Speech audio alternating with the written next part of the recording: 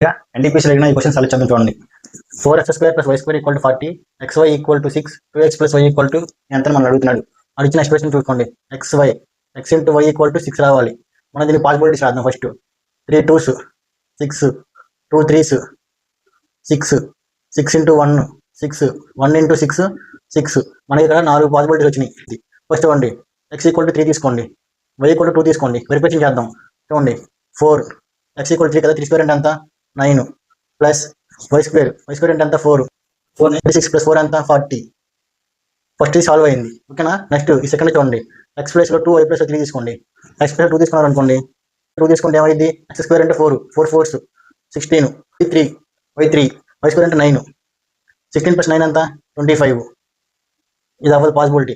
చూడండి next 6 × 1 6, x ప్లేస్లో 6 y ప్లేస్లో 1, x² అంటే 36, 4 × 36 + 1 పెద్ద వాల్యూ అయిపోయింది. తర్వాత 1 × 6, x ప్లేస్లో 1 y ప్లేస్లో 4 6, 4 × x² అంటే 1 కదా, 1² అంటే 1 ప్లస్ y² 36. ఇది ఓకే అయింది. చూడండి ఇక్కడ 2 × 3 + 2 8 వచ్చింది కదా, సేమ్ ఇక్కడ కూడా వాల్యూ అయింది. 2 × x అంటే 1 తీసుకున్నాం, y అంటే 6 తీసుకున్నాం, 2 + 6 8. ఇది రెండిట్లో ఏం తీసుకున్నా మీకు ఆన్సర్ వచ్చింది. వీడియో నచ్చితే లైక్ చేయండి. Thank you.